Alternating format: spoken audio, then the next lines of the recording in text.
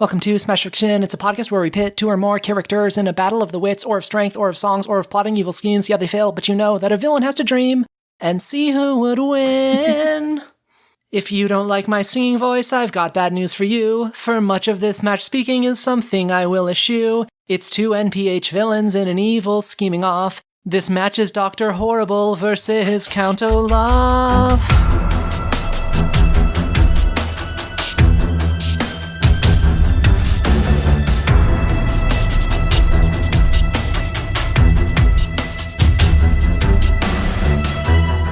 Ha ha ha ha ha ha! Tremble before me, viewers, cause I finally did it.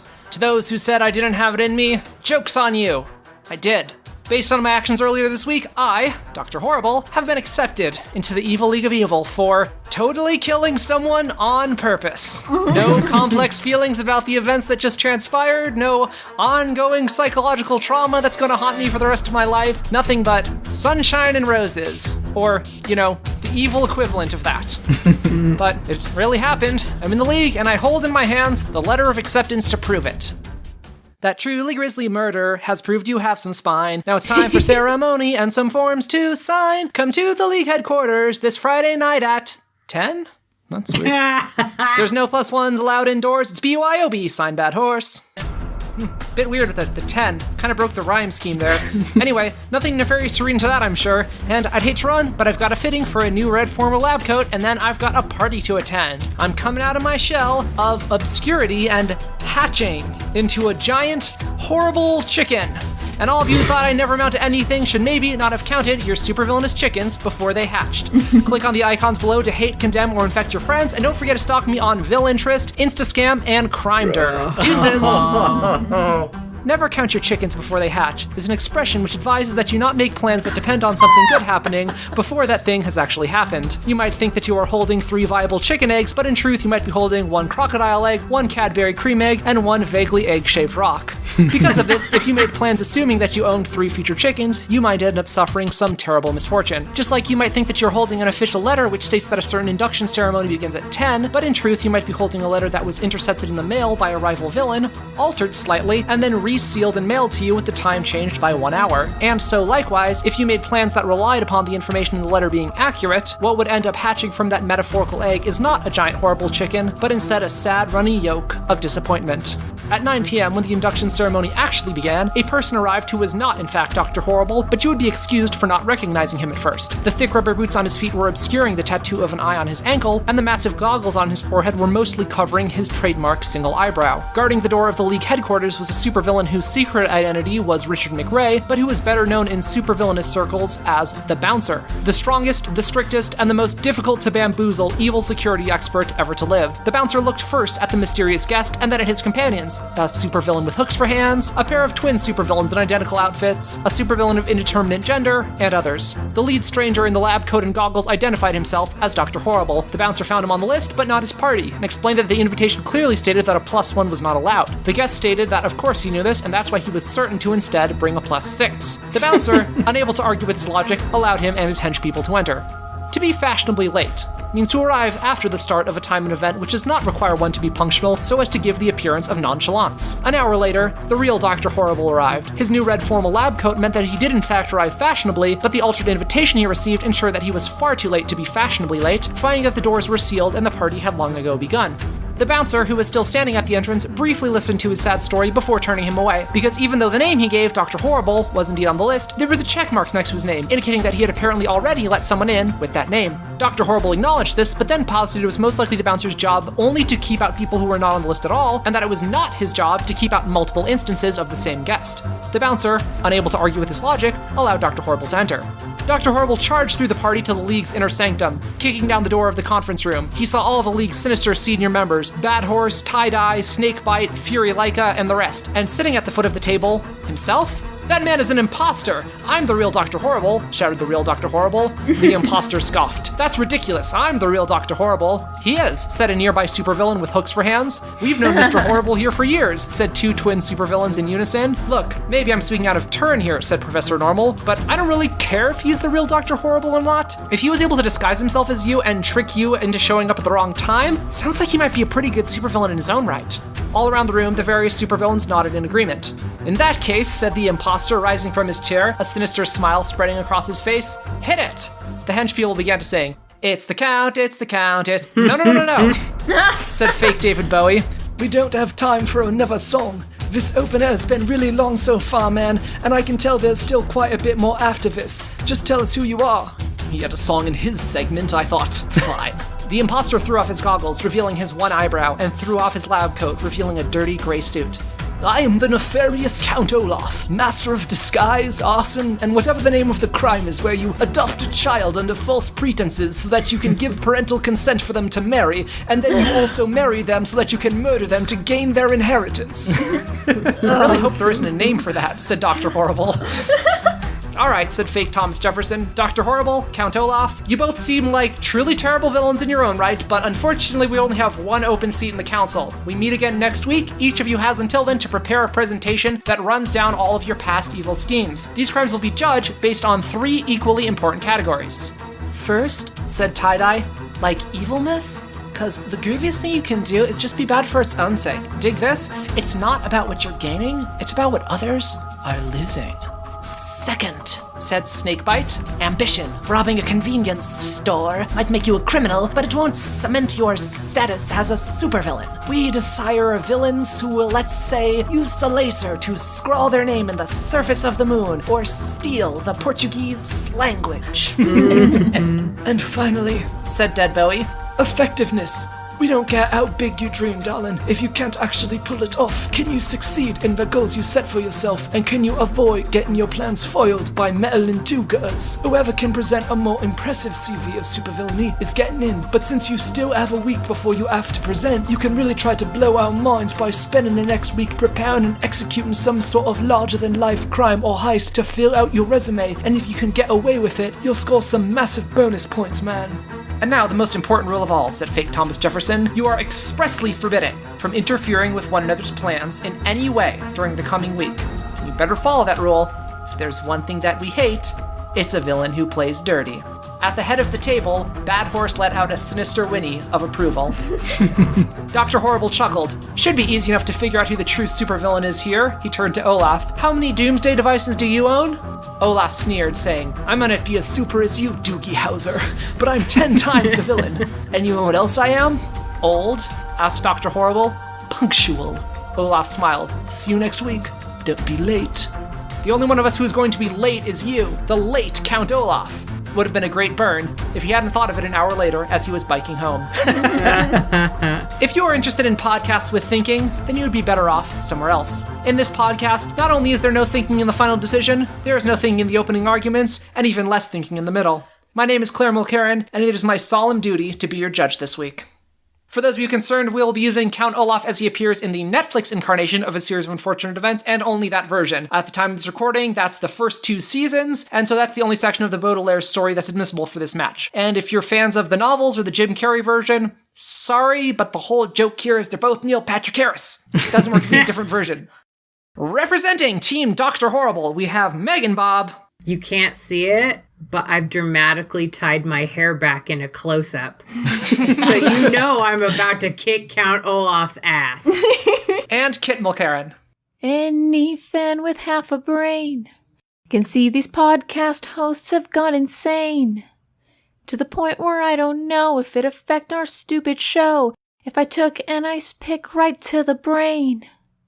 Listen close, nobody here is smart. We're all just playing profound.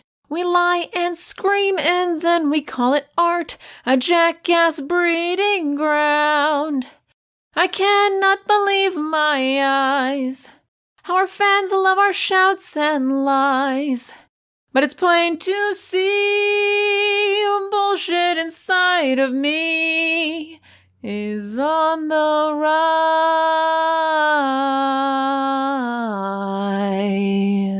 Yay! Yay! So beautiful. And representing Team Count Olaf, we have Dan Mulcairn. Yes, that is me. Dave, that last name you said. Not an incredibly handsome master of disguise who is secretly after the smash fiction fortune and is holding a Molotov cocktail behind his back. And special guest, Brad Bultman. Be dismayed, be dismayed. This debate will wreck your evening, your whole life and your day. Every single argument is sure to go our way, so be dismayed, be dismayed, be dismayed. Count Olaf is so handsome and his acting skills are legend. Dr. Horrible's a loser, but at least he'll come in second. His invention's unreliable, his sidekick is a schmuck. Count Olaf is way better and his troop will run amok. Just be dismayed, be dismayed. Yeah! Oh, so good. In order to see who's going first this week, I had the contestants enact the same challenge that Horrible and Olaf have to complete, planning and flawlessly executing the most outlandishly evil crime they can fashion. Team Horrible came out the gate hot.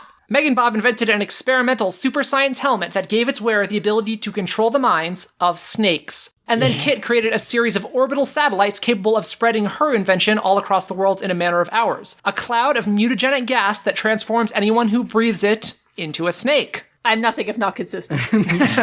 It was supposed to allow the two of them to control everyone on Earth, but then the mind control helmet didn't end up working, so instead, basically everything's the same except now everyone in the world is a snake. So I guess that's pretty cool. Yeah. Take that, ongoing Smash Fiction canon. Take that, St. Patrick. What's up? Now Ireland's infested. But Team Olaf was playing the long game. Over several years, they secretly orchestrated a range of highly expensive and unsustainable mortgages, and then sold them using predatory tactics to people who could never afford them, and then also sold ownership of these mortgages off in large bundles to investors under the name mortgage-backed securities, while not disclosing to these investors the high likelihood that these ownerships of these mortgages was far more likely to be a tremendous financial burden than an actual source of income. At least I think that was what they said. To be honest, I only 60% understood their plan, but it seemed very evil. So, Team Olaf will be going first, followed by Team Horrible. Team Count Olaf. There's no interruptions, not here and not now. Oh, that I can firmly assure. You dream all shut up and that dream now comes true, 'cause it's time for your opener. If you are interested in podcasts where mad scientists prevail over their rivals, you would be well served looking elsewhere. Here you will find no victories of gadgetry over guile, of science over skullduggery. Here you will only find the tale of an aptly named doctor who horribly fails to achieve victory over his much cannier, much more ruthless, and much more tenacious opponent. If such tales would upset you, I urge you to turn away now. Count Olaf is a truly dastardly villain, a word here which means wicked and cruel, but his dastardliness would perhaps be less troubling if he weren't as unrelentingly capable as he is. His disguises and alternate identities may be played for laughs in a series of unfortunate events, but in-universe they are completely, universally effective. He fools people who are actively looking for him, including an advanced computer specifically designed to identify him. The only people who aren't fooled are the Baudelaire children, who are so incredibly brilliant that, if any one of them were to suddenly find themselves in the Marvel Universe, they would instantly make the list of the top 5 most intelligent characters. Sorry you lost your spot on the list, Hank Pym, but compared to a 4-toothed infant, you're basic. I know that Dr. Horrible is, in theory, supposed to be a genius, but that intelligence really only extends to his creation of gadgets, not to his understanding of subterfuge. We can tell this because he doesn't wear a mask of any kind as a supervillain, and still acts shocked when Captain Hammer is able to identify him at the laundromat. A person who honestly believes that a white lab coat and goggles constitute an effective and convincing disguise is a person who would be fooled by even the most perfunctory costume and accent work. Olaf is bringing so much to the table here, he's spoiled for choices when it comes to padding out his evil resume. He can assemble a new identity at the drop of a hat, a phrase which typically means with little to no preparation, but which here also takes on a more literal meaning, as we see him create the identity of Jessica Haircut by stealing random pieces of clothing off of passersby on his walk to the bank. He's a skilled pickpocket, lifting a spyglass from Klaus's pocket while actively drawing attention to himself from everyone in the room. We see he's a dirty fighter when he is cornered by Jacqueline. He diverts her attention by pretending that there's a tarantula on her shoulder, crushes her under a fold-out bed, and then when she manages to grab him, he slips out of his coat and leaps out a window. We see that he's skilled with all sorts of disparate weaponry, from a bladed cane to a crowbar. And let's not forget his troupe of criminals/actors who follow him with a cultish devotion and are quick to leap at his every request for assistance. His troupe has been shown to spread rumors and misinformation about whatever identity Olaf is adopting this story arc, making it that much easier for Olaf to begin work on his dastardly plans. They act as his eyes and ears spread out over a wide area, meaning that he will have advance notice on any plans his enemies might be cooking up. They're also absurdly good at overpowering and kidnapping people. Even full-grown, well-trained adults are no match for the man with the hook hands or actual literal lurch. You see, unlike Dr. Horrible, Olaf's success is never a question of, does he have the capability to succeed? Anytime he attempts to fool or trick someone who isn't the Baudelaires, he succeeds. Whenever he tries to pull a scheme or trick his way into a position of authority, he succeeds. Whenever he tries to kidnap or overpower someone, he succeeds. The only people who are able to stop him are the Baudelaires, and even their success rate with him isn't great. It often takes them multiple tries before they are able to overcome his labyrinthine plans and get past the numerous roadblocks he set up for them. But we never really see Horrible get to that level. Not even close. Horrible isn't always undone by his own mistakes, but he is often undone by his own mistakes. His transmitter ray ends up liquefying the gold bars he attempts to steal. His freeze ray takes longer to charge up than he anticipated, and then shuts down seconds after he uses it to freeze Captain Hammer. His death ray explodes the first time it's ever used. The only one of his gadgets that seems to work reliably is his remote-controlled van, and a success rate of 25% is not exactly something that will impress the Evil League of Evil. Horrible claims that his nemesis is Captain Hammer, but if he was honest with himself, the biggest meddling fool in his life, a term which here means someone who always gets in the way and prevents evil plans from coming to fruition, is himself. Yes, Billy Buddy is a classic self-sabotager, whereas the renowned and canonically handsome actor Count Olaf is a fantastic saboteur of other people. Not only that, but Olaf's suspicious nature and ability to improvise means that his schemes are almost impossible to foil. Like when the Baudelaires are convinced that the Quagmires are hidden in the box marked VFD at the auction and waste time bidding on what turns out to be some very fancy doilies. Count Olaf knew that they were learning more about the VFD and used the box as a red herring, while successfully smuggling out the Quagmires in an actual red herring. Or when Jacques Snicket comes to the village of foul devotees expressly to capture Count Olaf, and Olaf instead uses his connection with Esme to break out of jail, capture Snicket and Caliban, frame Snicket for his own crimes, murder Snicket, thereby faking his own death, and frame that murder on Sonny Baudelaire, a baby. Oh, and he also convinces the entire town that the Baudelaires and the Quagmires should be burned at the stake, all because two do-gooders tried to foil his plan. Like Olaf says, parts of the plan were unplanned. That's the plan. You don't want to overplan a plan. Based on his style of villainy, perhaps a better matchup would have been Olaf versus David Xanatos. The more you think you're closing in on him, the more you're about to lose. Let's look at a side-by-side comparison. Ambition. Horrible operates mostly on the heist level. Steal some gold, make an iffy ray gun, maybe a bank job. He balks at murder or even fighting in a park with kids. He's a villain wannabe, not a villain. He spends most of his time brainstorming ideas with the dude who makes your mail soggy. Olaf, on the other hand, steals with a passing impulse, murders as a go-to move, and whips up mob justice like it's his day job. Because it is. Olaf is a professional villain, and if his takedown of the VFD isn't enough to demonstrate his ambition, maybe his casual mention to Esme of, maybe you and I take over a small European country, will impress the thoroughbred of sin. Now on to villainy, a disposition to be evil. Dr. Horrible struggles with this. He steals some Wonderflonium, accidentally kills his own love interest, and makes Captain Hammer feel some degree of pain, but any real treachery seems distasteful to him. Count Olaf, on the other hand, revels in his villainy. He casually murders Uncle Monty, his assistant Gustav, Aunt Josephine, Ma and Pa Baudelaire, Ma and Pa Quagmire, and Jacques Snicket. Oh yeah, we killed our Nathan Fillion. Yours just needs therapy. And I'm pretty sure that was a pre-existing condition. Finally, setting and achieving evil goals. Dr. Horrible gets into the League only accidentally, and it costs him something he cares about even more than his evil LinkedIn page. Ostensibly, Count Olaf wants to capture the Baudelaire fortune, but in Season 2 he has easy access to wealth through Esme or through his successful napping of the Quagmires and therefore their sapphires. But he rejects this wealth and continues to torture the Baudelaires. Why? Skibbity-bop-but dig on this. Because his real motive is more insidious. It's vengeance on the Baudelaires, on Snicket, and on the VFD at large. Those 8 people I mentioned Olaf killing, all members of the goody-good volunteer society. Olaf is single-handedly taking down a vast secret organization dedicated to putting out the fires of the world. His greed is just another one of his convincing disguises. Very well done, Team Count Olaf. Team Dr. Horrible, it is now time to pivot. And every word I sing brings this podcast flowing to your opening argument. Ha ha ha ha. You know, a lot of guys like Count Olaf, if that is his real title. A lot of guys ignore the evil laugh, and that's about standards. You have to have a memorable laugh. And I don't remember shit about what Olaf's laugh sounds like, but I sure as shit remember Dr. Horrible's evil laugh practice. Once we get to that part of the exam, Olaf is toast. Honestly, I don't even need to keep presenting reasons why Horrible is gonna win. But I recognize that we have an hour to fill, so I'll continue.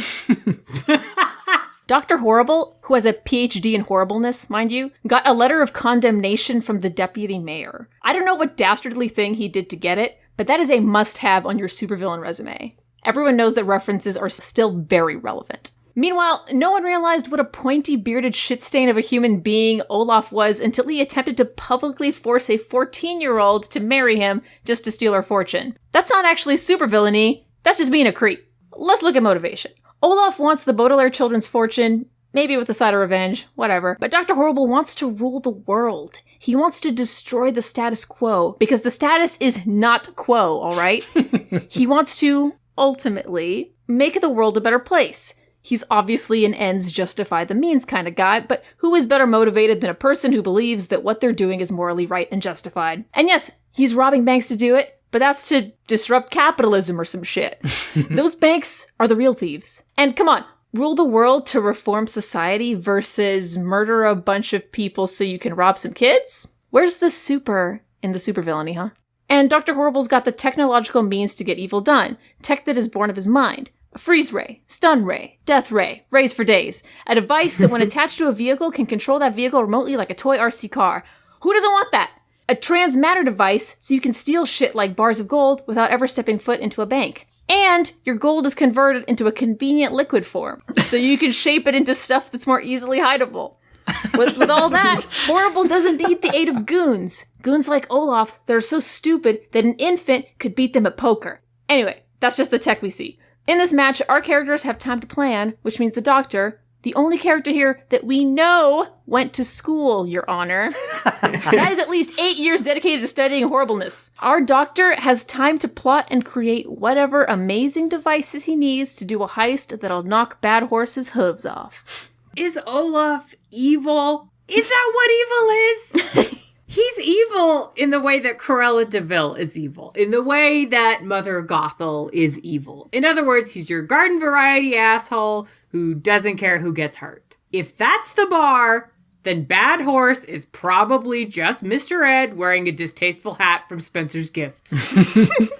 And if that's the case, then I think we'll take our evilness to a more discerning equine. Obviously, Olaf has done shitty things. His unhealthy obsession with orphans is certainly odd. You know what? Let's not quibble about the definition of evil. We'll just accept that he is evil. On what scale is he evil? He's locally evil. He has confined his evilings to a few people and a few children. And he wouldn't have bothered his ass about the children if there wasn't money on the table. And he wouldn't be arsed about killing anyone if they weren't standing in his way. He's not set on changing the world or doing anything with evil impact. Count Olaf is just looking for some sugar babies, which is a gross phrase and way worse than sugar daddies. He bothers the children in his own home, in Uncle Monty's home and Aunt Josephine's home, in a bunch of homes, and then a boarding school, and then a carnival, a hospital. Like, what if instead the kids from Scooby-Doo didn't have to go to a strange town? What if an angry old white man looking for a payday just followed them around with various disguises? That is what we are looking at. This is a Scooby-Doo villain with ideas above his station. Has he killed people? Sure. Has anything actually been accomplished through his killings? No. Honestly, if that was my resume, I'd be fucking embarrassed to apply for the job and disguise myself too. I'll get you next time, you meddling Baudelaires. For all the hubbub of killing some people, you'd want to have actually done something, or at the least not be driving that ratty old car anymore. He can kill people, but not what? Hotwire a set of wheels that are actually nice? Part of this match is about being effective. Having to try and achieve a goal through trial and error 10 times is fine if your goal is to ride a unicycle or, I don't know, slog through all of Infinite Jest. Defrauding small children shouldn't require multiple attempts, drives across state lines, and an insane costume budget. Count Olaf is an actor. Are we surprised that he expends the theatrical insanity to kill these 3 children that it takes the Met to put on the ring cycle? I think the fuck not. Maybe, instead of jacking off to your own villain monologues, just plunge in the knife and take the kids out. I get it. He wants them to suffer. But does he also want to achieve his goal? I think he's pretty shaky on that. He doesn't take the chance to murder Violet when she's strapped to the gurney. He doesn't push them into the lion pit. He doesn't even bother to see if he's actually killed them when he cuts the rope on their camper so they fall off the cliff.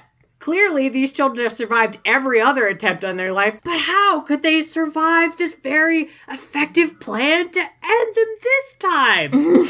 I know, a couple of weeks back, we talked about comedy of manners. That is what Count Olaf is. He is a comedy of manners villain. He could be effective, but every path towards being effective isn't of interest to him. No, instead he'd rather work for 2 months as a fucking gym teacher at a miserable school and undergo self-induced sleep deprivation.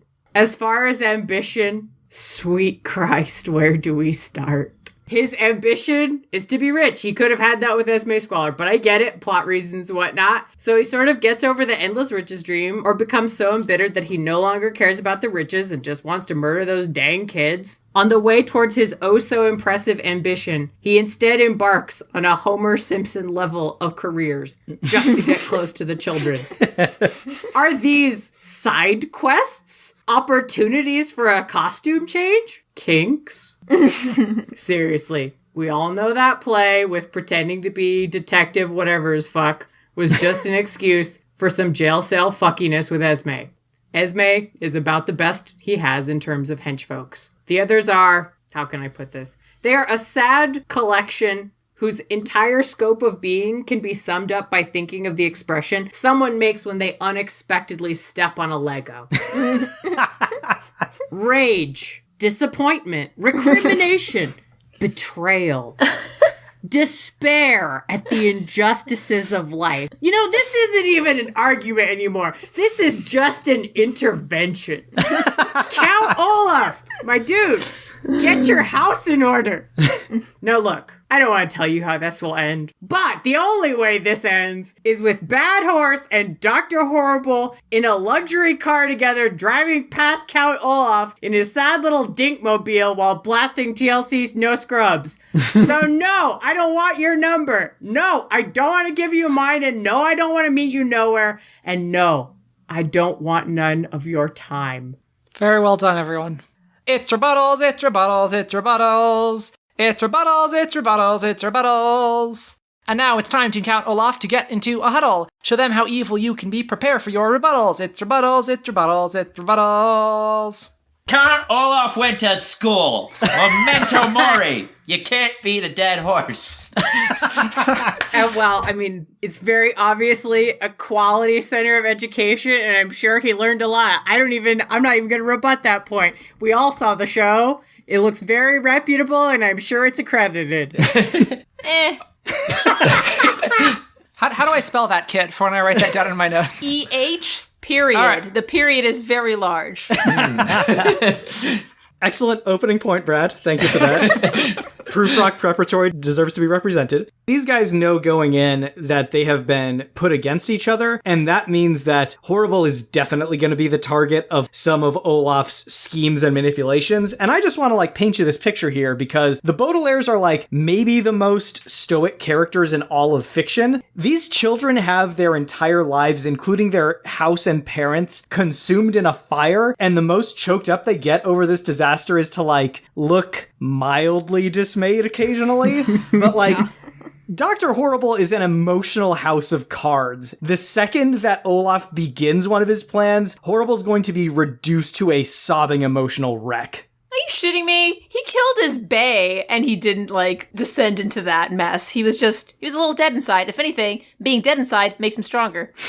I just want to really reinforce that I think it's very clear that Count Olaf doesn't really care about the Baudelaire fortune. Something happened to him in the past that makes him truly hate. I mean, we see that he has a history with the VFD and he truly hates all of them. And even when Jock is appealing to his better nature and trying to get him to rejoin, he laughs that off and doubles down. And that's when he's ready to kill, because he just hates the VFD. And he's not trying to just ruin the Baudelaires, but he's trying to ruin the Baudelaires because he already murdered their parents and he can't murder them again. So he's trying to draw out the Baudelaire's pain as much as possible. And I think that's just one of the most evil things you can do.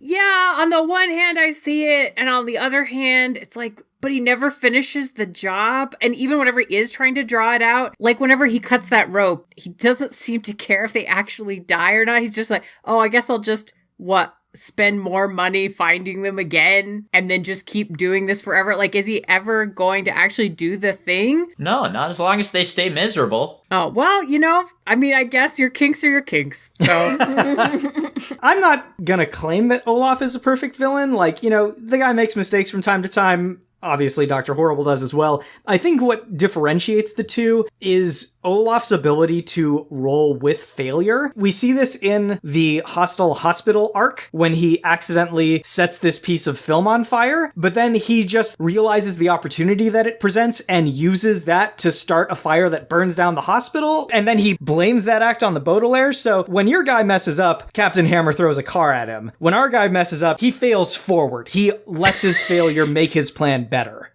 But Dr. Horrible fails forward, too. He got in the evil league of evil. I don't know. You mean when his death ray, which he was not holding at the time, exploded? But did he die and did it not kill someone?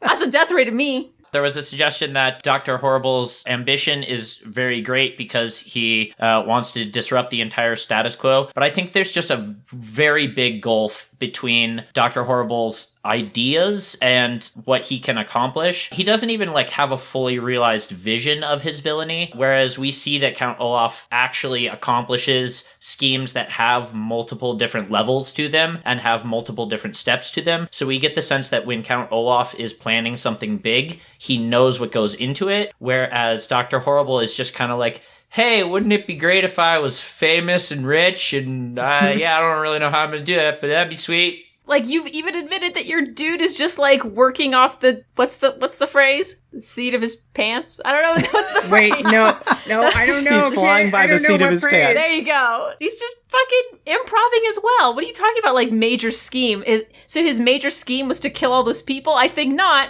His major scheme was to marry a 14-year-old, you fucking creep.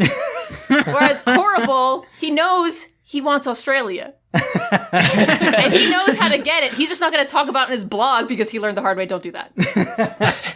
I cannot believe my ears. Those were the best points I've heard in years. Team Dr. Horrible, it's now time to get deplorable and rebut your peers. You guys talked about his thirst for vengeance, but is he a masochist? I don't understand. He made himself live in a carnival of shit for vengeance? Get the fuck on with your life. Why are you making yourself so unhappy? I would argue that he was living in that carnival because he had been put in a position of power and was reveling making everyone else's lives miserable. Because he's an evil dude who enjoys making people miserable. Everyone enjoys different things in life. And No. Count Olaf doesn't need the riches of the world to be happy. He just needs to make other people unhappy. And that makes him happy. It's not a super villainy. That's just being a creep. Listen, he inherited that carnival. He can only be so responsible for its quality. Yeah, soap is not free. Okay, I want to bring up how you, Dan, I believe, wanted to make a jab at Horrible for thinking that Captain Hammer wasn't going to recognize him. He did think Hammer was going to recognize him. That's why he was trying to fucking leave. He was just hoping at that point, now that he was cornered, that like, oh, maybe Captain Hammer is as much of a fucking idiot as I think he is, that he's not going to notice me. I mean, okay, but why doesn't he wear a mask when he's a supervillain then? He does. This is goggles. That shit works in cartoons, okay? But he doesn't wear them all the time when he's a supervillain. Look, explain Kent and Superman, my dude. I mean, it's the universe they live in. Clearly, Horrible read some Superman comics and figured that was a sufficient disguise and was wrong. His whole sense about what makes a good disguise is completely miscalibrated. I'm gonna give you that Olaf is better at disguises. I'll give you that. So you guys talk about Count Olaf fooling everybody. You know what? He does. Everybody in that world is a dumb piece of shit. Now, aside from that, he is also fooled so fucking easily. Like the Baudelaires fool him with their, their two-headed person thing and their makeup, and then he can't tell that a bag of flour isn't a child. And then, like, he can't tell that Klaus isn't a fucking old man doctor with a beard. I don't know. The guy is obviously, I think he is going to see those goggles on Dr. Horrible and be like, obviously this is another person. Cannot be the same person. He is as dumb as everybody else in that universe. The only problem is that only him and the Baudelaires know what a disguise is.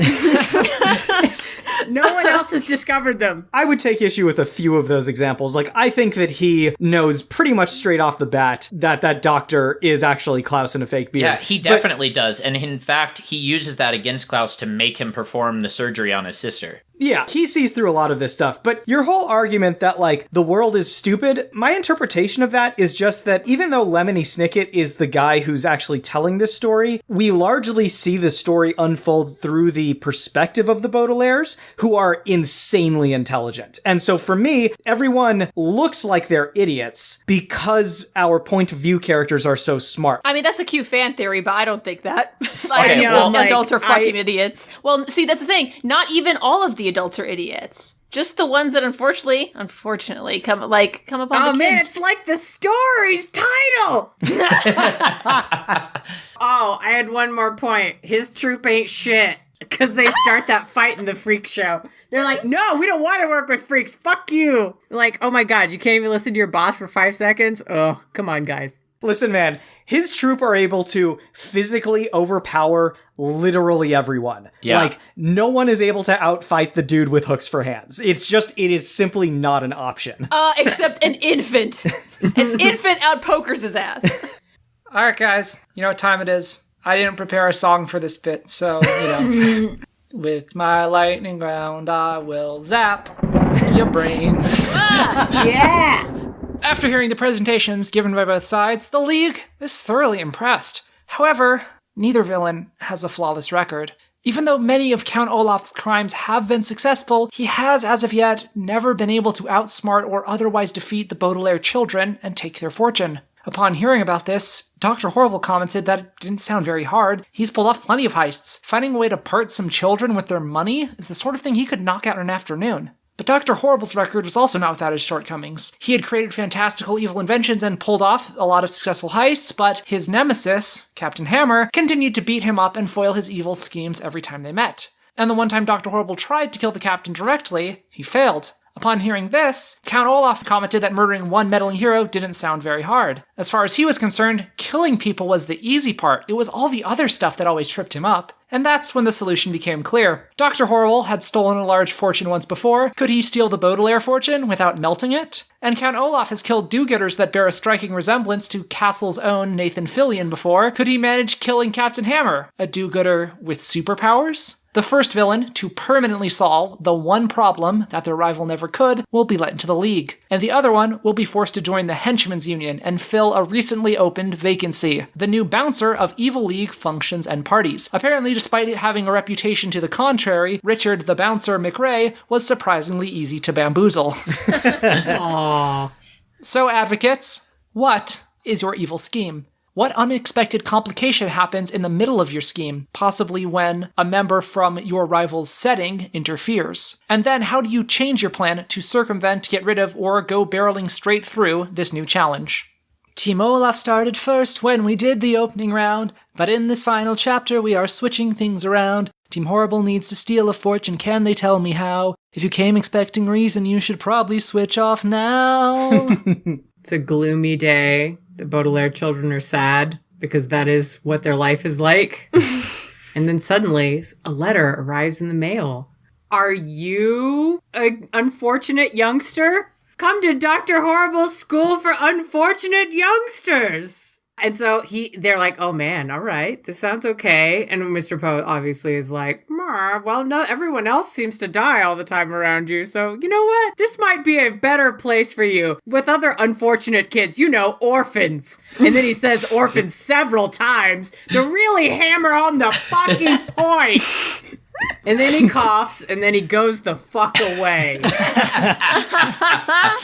So we already know that Horrible finds the idea of injuring children distasteful, right? He's going to start this awesome school for unfortunate youths. They're really brilliant kids. So this is going to work out perfectly for him. He's going to have little brilliant apprentices. He's going to teach them, take them under his actual wing for for 4 years. And they're going to conquer the world together. Claire, they're going to conquer the world, starting with Australia, or at least Australia, because that country is on the brink of being conquered by snakes anyway. And they've shown that they get along with snakes very well, those children. I think the whole world is snakes, if I recall. Yeah. That also applies to this match, if I hadn't made it clear. Everyone is snakes. Thank you for making it even easier for us. So after 4 years, the Baudelaires are going to find out that they have a massive tuition fee for the doctor teaching them, and it equals their fortune. Look at that. But now they know how to use weapons, and they have spent 4 years. Yeah. Oh my God.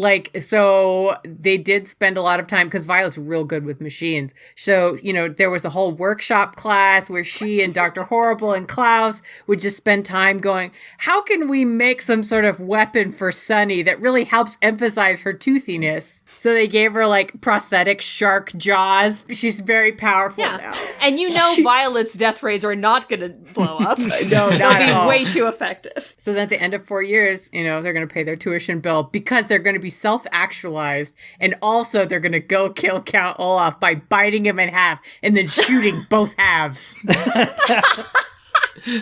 Oh, there is one other complication because Jacqueline shows up and she's like, oh no, you're this after these kids' fortunes. And he's going to be like, yes, I am. And she's going to look at them and be like, yeah, but they look so happy and they deserve to be happy. We done fucked these kids up so bad. Yep. They're happy and they have an education. Fuck off, stupid adults. Yeah, and Jacqueline's going to be like, you know what? You're right. And that's going to be the end of that. Although maybe he'll have a crush on her because he does get a crush on people a lot. So there might be that. You know what? Fuck it. She's going to stay. They're going to adopt these kids. The end. Well, you're a woman with a hammer, Bob.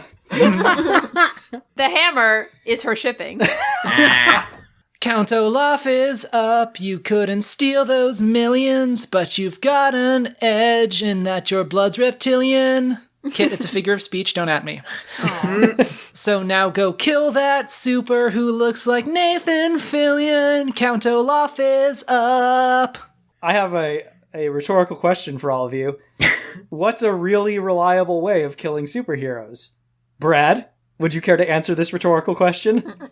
Ooh, I'm gonna go with the Infinity Gauntlet for 500, Dan. Well, that is correct, Brad. It is the Infinity Gauntlet. Very good at killing superheroes very quickly. What the fuck is happening? So Olaf is going to assemble his most daring disguise yet. He's going to disguise himself as Thanos. Oh, what? People are gonna be like, Thanos has several lines on his chin, and this gentleman here has several lines on his chin. So he must be Thanos. And, Thanos conveniently has some very high boots.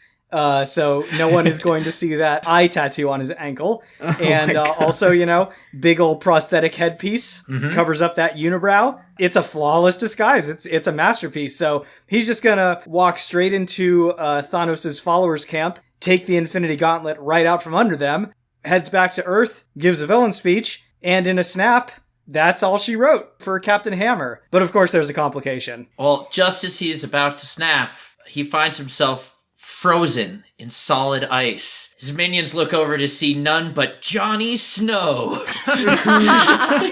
has frozen him before he could accomplish this dastardly deed. But yet, there's still hope to use the gauntlet.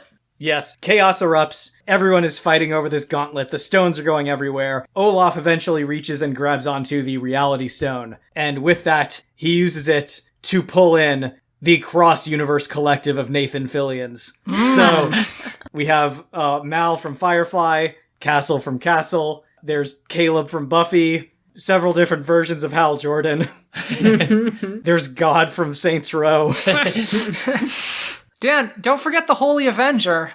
Oh, true, the Holy Avenger, Johnny from Monsters University. He then accuses Johnny Snow of murdering Captain Hammer, a card-carrying member of the cross-universe collective of Nathan Fillions, and therefore the other members are obliged to team up to defeat Johnny Snow. Thus, one hand washes the other, and Olaf is now in possession of a new collection of sapphires. Yeah. Only thing I can say so far is I think that everyone in a series of unfortunate events, except for the Baudelaires, has face blindness. I know, right? I think that would explain a lot. I have a lot of other problems I still need to solve, but I think that that's the first one that I've You nailed that definitively... one, at least. Well, when you're So- gone, I will talk about my biggest problem. Oh, great. I will be happy to hear about that when the episode finally comes out. But, bye, guys. What the fuck is with this demon baby that, like, doesn't need to drink milk, doesn't ever sleep, as far as I can tell? She can, like, crawl up elevator shafts with her teeth. Yeah, what? There are numerous scenes in which Sunny is sleeping. There was, like, Dan can attest that I would comment about, like, someone please feed this baby. Yeah, you were having a real anxiety attack give about it this baby. Milk. Why is it in a cage? It's gonna die, like, in 2 hours. Babies are so fragile. Well, Stop. Isn't she, because she's like a baby, but she's also like, she's not baby sized, which I find very confusing because she starts out not really able to walk very much, but I'm like, that's not how big a baby is. Well, I mean, she's still clearly an infant. That's the point. She's still at milk drinking age. Not baby, but yeah. You know what? I hope that Sunny grows up and just bites everyone in the world. I I think that would make it. Sunny very happy. So this raises an interesting point. So this was my first time watching the Netflix series. I know, Brad, you have seen it before. Yeah, this was my second time watching. And it seems to me like you're quite a fan of the series. I do like the series a lot. I think a lot of people have some tonal problems with it just because it is so dismal and it's so different from the traditional children's like YA lit that we're used to. But that's part of why I love it so much. I think it teaches a kind of resilience that we don't get to see in other fiction. You know, I work with kids, and I think that there's plenty of kids who are kind of sick of the expectation of a happy ending. And I think it kind of removes some of the stakes of the story for them. So it's nice to see something that doesn't shy away from things, but that still has a story that deals with kids. I think it's a little too dark. I mean, I'm with you in that, like, yeah, life doesn't have happy endings, but I think that's why I need happy endings in my stories, because, like, I know life is often very much I mean, like I think it's not for everyone. I think it's for people who are already oversaturated with happy endings. For me, watching the show was a lot like watching the Adam West Batman. In that show, like, there's action and peril, but it's all so over the top and overblown that it's kind of hard to take it seriously. And, like, I kind of felt that way about the tragedy in that series. It's like, it evokes a laugh as opposed to, like, sympathy tears, for me at least. Like, I was able to take that level of tragedy because of the tone that it was presented in, you know? But Bob, I know you really went into this match with some reservations about the show. What was your impression of it? I binged it in 3 days in order to stop feeling emotion, I guess. Because I was like, I don't want to sit. Well, by the end of it, I was like, you know what? I hope they all die, except the children. But you know what? If they do, that would be a mercy at this point. I was okay with a lot of it until the school. And the school just made me so angry. Like, angrier than I'd been in the whole thing. Yeah. All of the adults are so infuriating. They were, but they hadn't felt so cruel until that one. And, like, I can deal with a lot of things, but just adults being basically abusive to children. I was like, welp. Now I want to kill people. So guys, this was really fun. This was really good. You guys both brought a lot of really good points on both sides. I ended up feeling kind of differently about these characters than I thought I would going in, honestly. As I mentioned, there's 3 categories. There's evil, effectiveness, and ambition. So evil, I went in thinking, clearly Olaf is the one who's going to be the most evil. And this was the one that kind of ended up not surprising me. Like, I'm pretty convinced that this is, in this category at least, Olaf really takes it. I think that Horrible's really conflicted character. He has elements of evilness in him, but he really has to work up the motivation to do bad stuff. And that's what makes him a very interesting character. But as it kind of works out a lot of times, like, being interesting doesn't necessarily help you win these matches and stuff like that. So I think that's a category where Olaf really takes it. Let's move on to effectiveness. This was one that kind of surprised me because, they're both kind of shaky and inconsistent. But I think after Team Horrible was talking about how at the beginning, Olaf is still like in obscurity. No one's heard of him. Whereas like Dr. Horrible's semi-famous. Like, he has a stalker in the form of Johnny Snow. You know what I mean? He's locally evil, as you guys put it. Olaf is locally evil. Horrible has a nemesis at the start of it, I think that his schemes, I mean, we don't get to see them because of the budget of the show, but he does stuff like the gold bar thing, and he's just kind of operating on a larger scale. And Olaf's stuff fails a lot. His companions really suck. They lose poker to babies and stuff, So, like, I think that everyone in the setting is dumb, and Olaf's also kind of dumb. He's kind of all on that level. I think Horrible's a bit smarter. I think he actually is more effective, and this kind of surprised me. The last category is ambition. This is another one that kind of surprised me, because it seems like Horrible has this one in the bag, but you talked about how vague and unfocused all of his ambition is, and whenever he gets sort of follow-up questions, he just kind of falls apart and doesn't actually know what he wants. He wants Australia. And Olaf, on the other hand, though, he talks about taking over small European countries, and I think this is very close. It's very, very, very close. It's basically a tie. I might honestly give the edge to Olaf here in ambition. That one's kind of a tie, but even if I gave the edge to Horrible on that one very slightly, effectiveness and ambition, they're kind of close to tied, and Olaf wins by such a huge margin when it comes to pure evilness that I kind of got to give it to him on that alone. But like I said, they're very close in the other categories. So it's a lot. It was closer in those other categories than I thought it was going to be, though. All right, GG, y'all. Tremendously done, you guys. Your arguments were so good. Yes. Oh my. We just wanted to have fun with it. You just wanted to have these are two silly shows. A good horsey time. I mean, you did, but we're also really effective. Yes. Oh, hey, Team Dr. Horrible, that was very finely done. I just came up with that one. Very good. Brad, thank you as always for joining us. Yeah, dude. You think? It was amazing. You were an obvious choice for this match. You're our very own Neil Patrick Harris. Thanks for thinking of me. I wish I could have done more singing and Neil Patrick Harris, because I just love him so much. He's such a ham. He's so great. And he's so great in real life, too. He's just great. It's plain to see the kid thinks inside of me. It's coming out. There we go. Oh, great. Yay, thanks. First things first, Bob. Let's give a big shout out to Decade Fan for hosting a rabbit watch party. It was so great. It was so fun. So we all watched probably my favorite Godzilla movie as of right now, just because it's such campy fun. It's Godzilla versus Megalon. And we all hung out and talked in the chat, and some of us talked on mic and just watched this dumb film, and we would really love if more fans could participate. Y'all, we want to meet you. We want to voice meet you at the very least. Yeah, that was all coordinated through the Smash Fiction fan faction on Facebook. Yes. Join us. Get on there if you want to watch some movies with us. Overdue Twitter.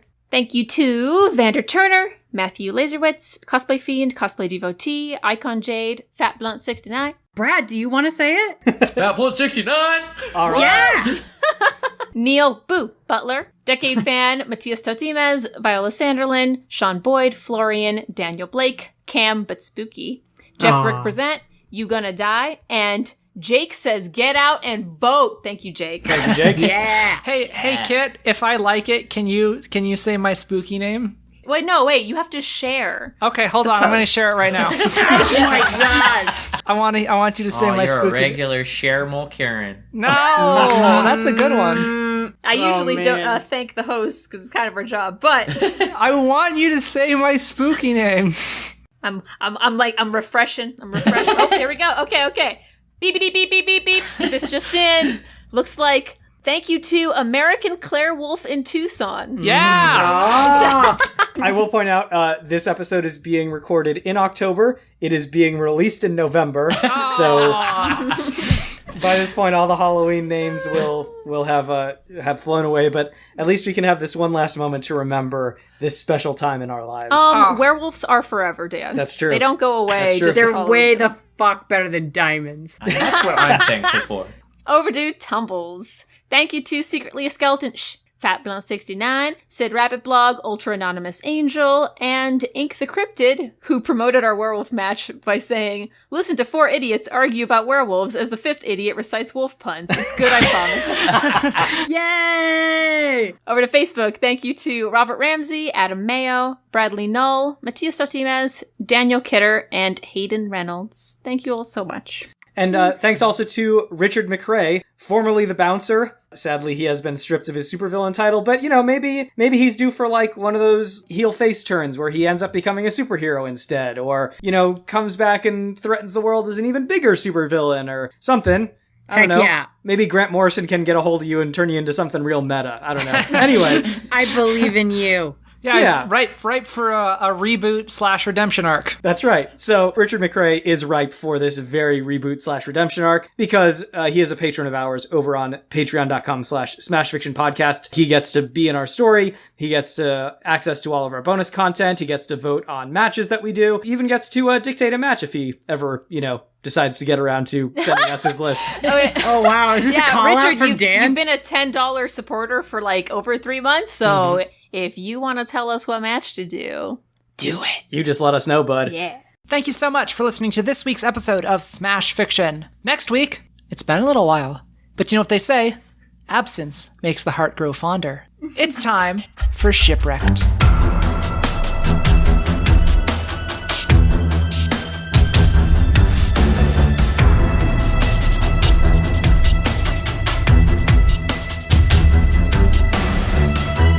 Smash Fiction is produced by Dan Mulcairn, with logo design by Claire Mulcairn. Special thanks to Kevin MacLeod of the Clan MacLeod at Incompetech.com for our theme song, Hitman. You can find us on Twitter at SmashFicPodcast and search for the Smash Fiction Podcast on Facebook, Tumblr, and YouTube. Subscribe on Apple Podcasts or your podcatcher of choice, and if you leave us a good review, we shall become more powerful than you can possibly imagine. Smash Fiction is made possible thanks to our supporters on Patreon at patreon.com/smashfictionpodcast. Please consider donating as little as $1 each month. It helps us keep the show going, and we have great rewards and extra content for those who help us out. If you have any suggestions, feedback, or other contributions, send them to us at smashfictionpodcast@gmail.com and help us continue the fight.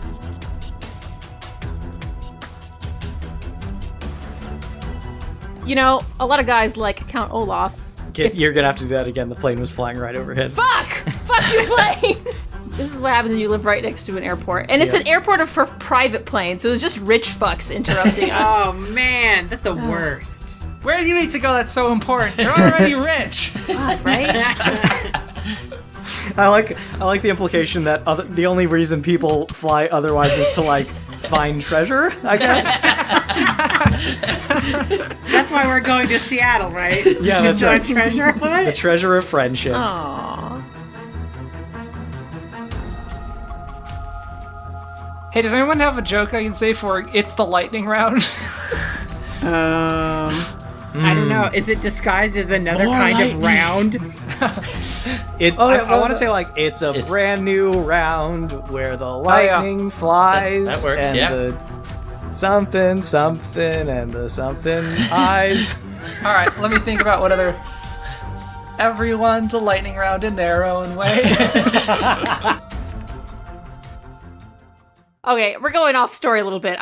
Consider me the Lemony Snicket here. Oh, please. I just want to tell you, the first thing Bob wrote is, I just want him to give the Baudelaires guns and have them kill Olaf. and